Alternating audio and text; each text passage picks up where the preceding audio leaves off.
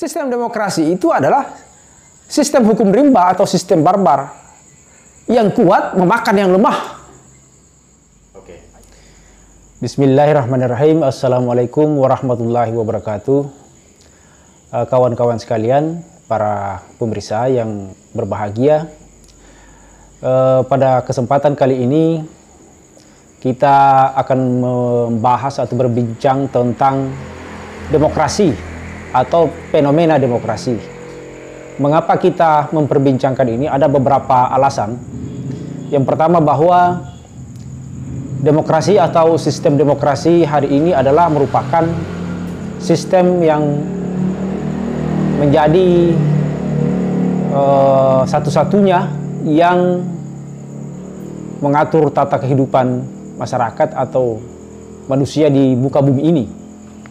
Apapun judulnya selalu disertai dengan kata-kata demokrasi misalnya, walaupun itu misalnya sistem monarki, orang mengatakan itu adalah monarki konstitusional atau itu sama saja dengan demokrasi.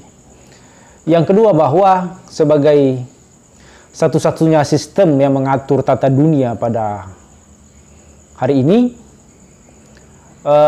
terjadi sejumlah fenomena yang membuat orang bertanya dan mengkaji tentang apa dan bagaimana sesungguhnya itu demokrasi. Nah, itu yang menjadi dasar perbincangan kita pada kesempatan kali ini. Saudara-saudara sekalian, bukan suatu hal yang mutlak bahwa demokrasi diterima begitu saja oleh hampir semua orang. Ada juga yang tidak menerima itu dan mengajukan beberapa sistem alternatif dalam hal mengelola tata dunia ini atau mengelola kehidupan masyarakat di dunia ini. Beberapa waktu yang lalu kami sempat menulis sebagai status di media sosial, dalam hal ini di Facebook, bahwa demokrasi itu sesat dan menyesatkan. Banyak tanggapan, beragam tanggapan terhadap apa yang kami tulis ini, dan ada beberapa pihak yang meminta penjelasan karena sebagai sebuah postingan di Facebook tentu tidak terlalu panjang dan memang kami tidak uraikan. Oleh karena itu, melalui kesempatan ini kami mengajak kita semua untuk menelaah lebih jauh apa maksud dari pernyataan itu. Nah, untuk membahas itu tentu kita menggunakan pendekatan sejarah atau paling tidak pembelajaran sejarah untuk melihat bagaimana sesungguhnya perkembangan peradaban manusia ini terkait dengan demokrasi. Jadi sebelum orang mengenal kata demokrasi yang diperkenalkan oleh berbagai pemikir atau filsuf dari Yunani dan kemudian menjadi praktek dalam dekade berikutnya, kita semua pada mengetahui bahwa sebelum itu dunia ini atau sistem kehidupan di dunia ini, dalam kehidupan bersosial, berekonomi dan berpolitik, itu dipimpin oleh para raja, dipimpin oleh para nabi, atau dipimpin oleh raja yang juga sekaligus nabi, atau dipimpin oleh para imam, atau dipimpin oleh para pemimpin komunitas atau pemimpin adat. Di mana para raja ini, para nabi, para imam, para pemimpin adat ini adalah dianggap representasi daripada Tuhan.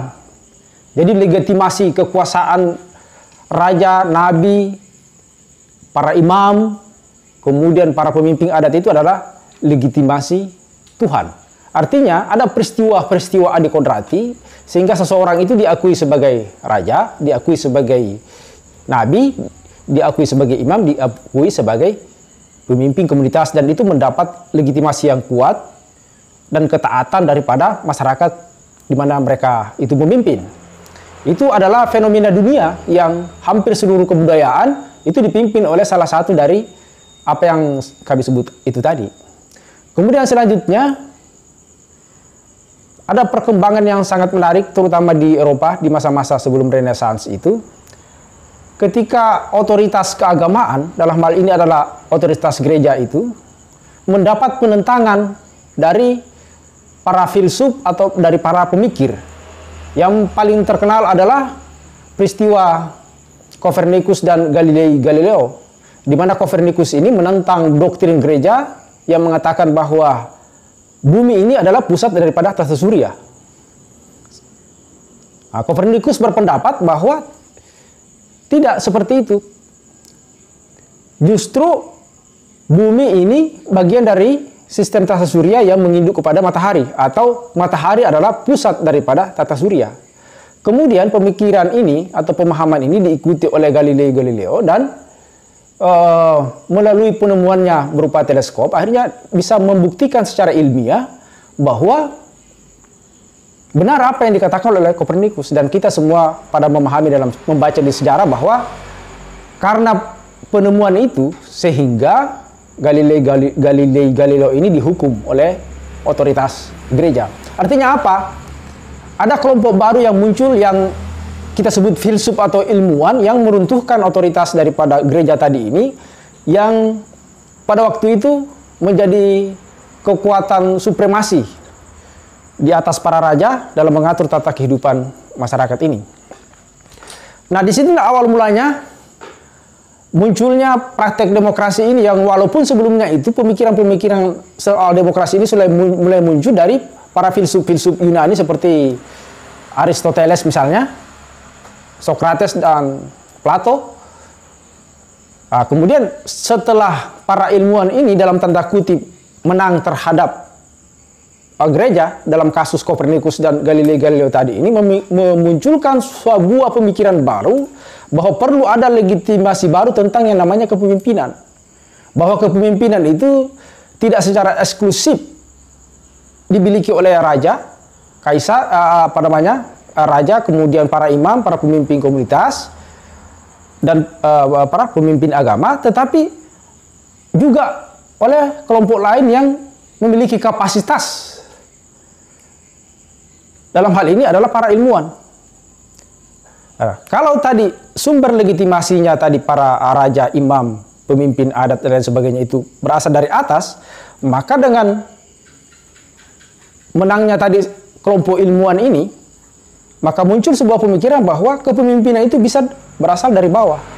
Kepemimpinan yang berasal dari bawah inilah yang kemudian disebut dengan demokrasi. Di sinilah pertama munculnya praktek demokrasi itu. Walaupun pemikiran-pemikiran tentang itu sudah ada jauh sebelumnya, tetapi dengan kemenangan pihak ilmuwan tadi ini, pihak kaum filosof terhadap otoritas gereja, maka ini mendapat legitimasi bahwa ini pemikiran dan prakteknya harus dijalankan dalam mengatur dunia ini. Dan itu mencapai puncaknya ketika terjadi revolusi Prancis. Revolusi Prancis terjadi, kemudian diruntuhkanlah sistem monarki Prancis. Itu dianggap menjadi sebuah perlambang kemenangan pihak para ilmuwan dalam mengatur dunia ini dibanding dengan yang otoritas dari Tuhan tadi, ceritanya seperti itu. Maka muncullah kaum baru atau kelompok baru yang disebut dengan kaum birokrat. Jadi kalau sebelumnya otoritasnya dari atas itu, legitimasinya dari Tuhan, ini berdasarkan kapasitas seseorang untuk dia diangkat menjadi pemimpin. Nah, itu awal proses terjadinya perubahan atau transformasi dari sistem yang dianggap merupakan legitimasi dari Tuhan kepada sistem yang dianggap merupakan hasil daya upaya manusia. Dan itulah yang kita sebut dengan demokrasi. Dan ini yang berlangsung sampai ratusan tahun, sampai sekarang ini berbagai macam prakteknya yang muncul. Kemudian manusia menganggap bahwa inilah sistem yang terbaik saat ini. Tidak ada lagi sistem yang lebih baik dari itu untuk sementara ini. Pertanyaannya, apakah betul seperti itu? Tentu kita akan melakukan perbandingan-perbandingan. Kenapa muncul statement kami bahwa demokrasi itu sesat dan menyesatkan? Apa dasarnya? Tentu dasar yang kami pakai adalah dasar keyakinan sebagai orang yang beragama. Agama yang kami maksud adalah agama Islam. Bagaimana pandangan Islam terhadap itu semua? Nah, agama Islam ini, tentu agama Islam menurut interpretasi yang kami pahami dalam meneropong sistem demokrasi ini sebagai salah satu sistem dalam mengatur kehidupan manusia. Nah, Islam ini adalah agama tauhid atau agama penyatuan. Konsep dasarnya adalah bahwa alam semesta ini berada dalam liputan yang maha mutlak atau maha pencipta, yang yaitu adalah Tuhan yang Maha Esa.